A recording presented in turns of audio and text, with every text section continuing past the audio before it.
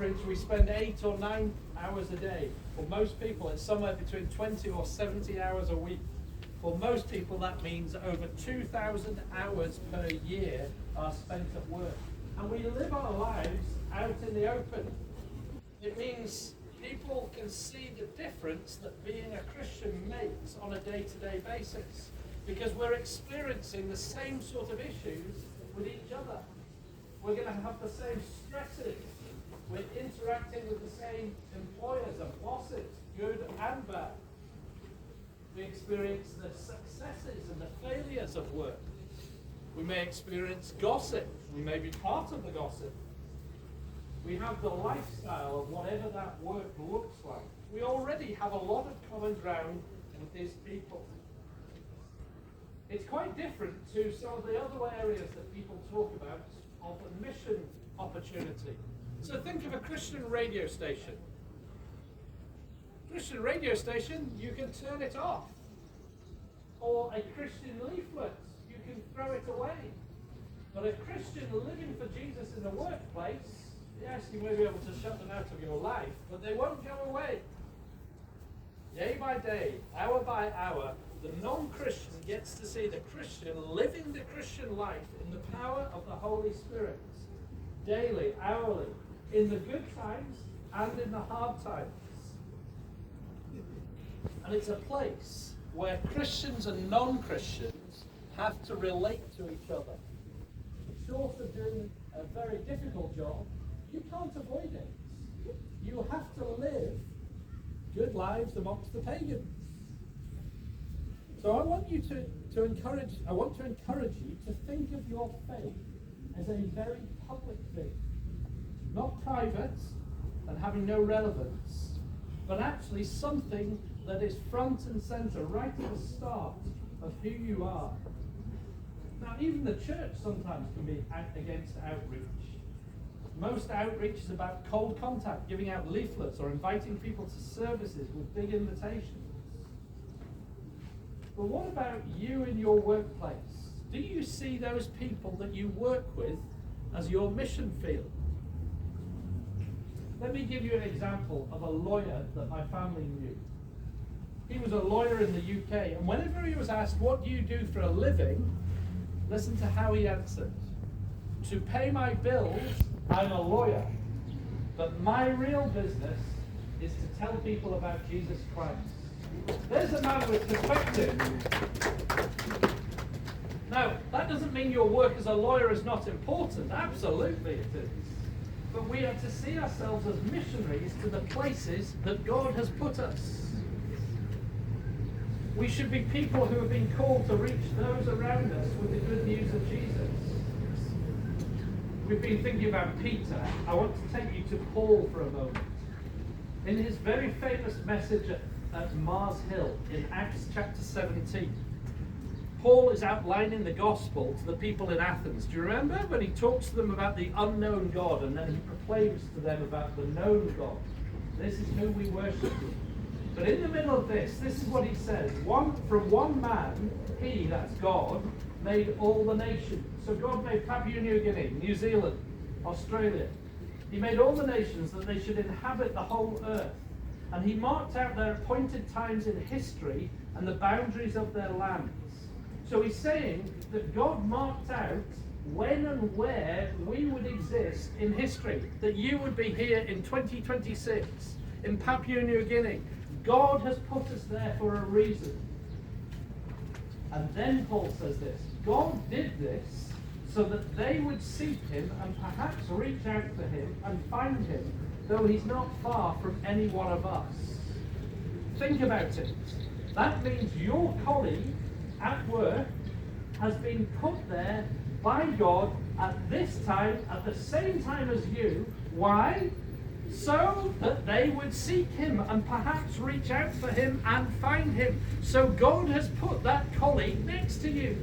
The people you work with, the people in your neighborhood. It is no accident.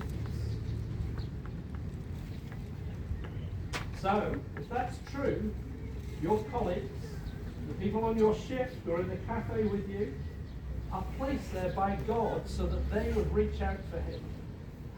I am convinced that the workplace is a God-appointed opportunity and a God-commanded place for us to be a witness for him. My boss was wrong.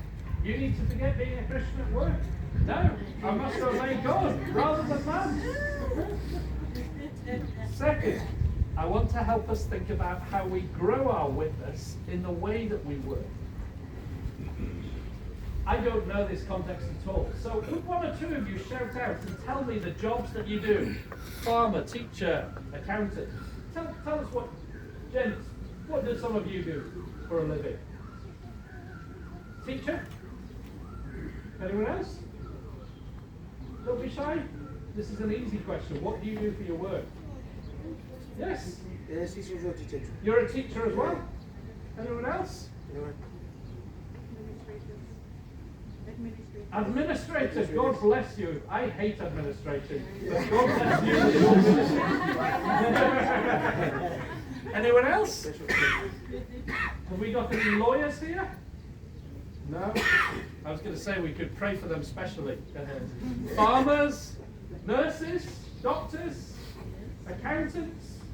Well, whatever we have been called to do, we have been called to be the best that we can be. And I want to encourage us that we do not hear enough teaching about working for the glory of God. We've just read it from Peter, but let me read from Paul in Colossians. Slaves, obey your earthly masters in everything. Do it not only when their eye is watching you and to curry their favor, but with sincerity of heart and reverence for the Lord. Whatever you do, work at it with all your heart as working to the Lord, not for human masters, since you know that you will receive an inheritance from the Lord as a reward. It is the Lord Christ you're serving. Those who do wrong will be repaid for their wrongs, and there is no favoritism. Masters, provide your slaves with what is right and fair, because you know that you also have a master in heaven. Amazing how similar those words are to Peter's words, aren't they? We are here and called to work to the best of our abilities in the job that we have been given. Sometimes when I'm working with students, I tell them about my final year as a student in the IFES student movement in Scotland.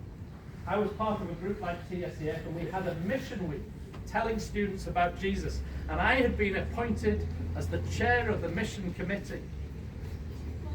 On a Monday in February, our mission week was due to start, and we had posters everywhere on campus. In fact, I remember the campus chancellor coming to me and complaining that our students had posted posters on some of the trees in campus. And I was having to say, I'm sorry, they're just enthusiastic.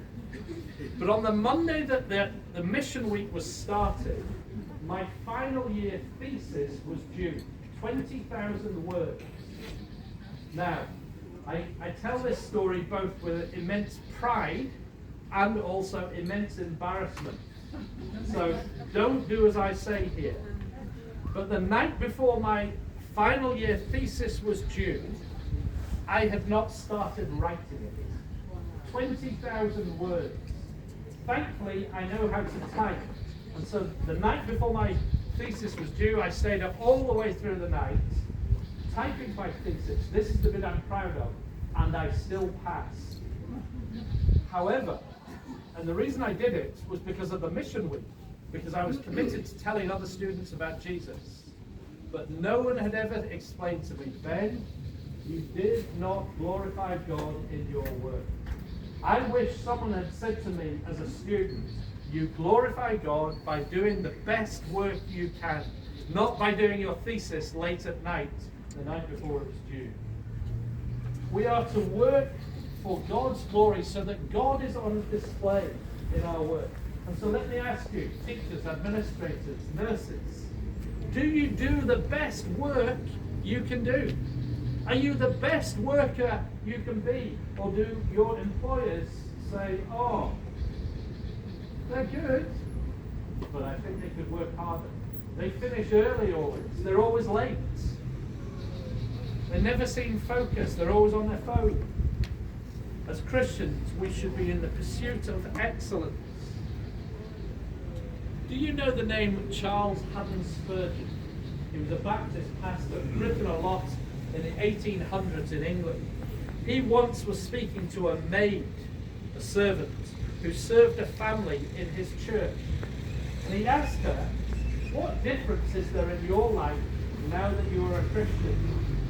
And here's what she said. When I'm sweeping in the house, I sweep under the mats as well as around them. She was basically saying, I am the best servant girl I can be because I follow Jesus. So let me ask you, at work, what evidence is there that you are following Jesus' gospel? How do you respond when you make mistakes or when others make mistakes and get things wrong? I remember one of my former bosses dealing with my sister who worked with him. This is Nigel talking.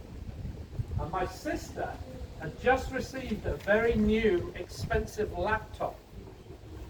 She left it on a bus and it went in London, gone forever. And I remembered my sister having to tell Nigel, my boss, or her boss at the time, and he showed her great grace. That's the mark of a Christian employer. We are different in the way we behave. We don't just need to work hard and well, but we need to help people understand why we work hard and well. This is how John Piper writes it. Thinking that our work will glorify God when people do not even know why we are Christians is like admiring an effective television advert that never mentions the product. People may be impressed, but they won't know what to buy. So you need to be the best employee that you can be, but you need to help people understand, I work like this because I am a Christian. I remember in Starbucks as a coffee barista, as they call them, making the coffee, and people would say, Ben, you're always cheery. And I would say, it's because I'm a Christian. I follow Jesus. Where I grew up is an industrial part of Britain. Lae is the industrial centre of Papua New Guinea. Possibly a bit like Lae, but not at all in other ways. There was a man in the area that I lived in, a long time before me, called Titus Salt. Titus Salt used to work in a woolen mill, which was owned by his father. And one day he got to own the business himself. And he developed as a businessman, a creator, and an inventor. By the time he was 30, he'd taken on his entire dad's business. He became the largest employer in the region.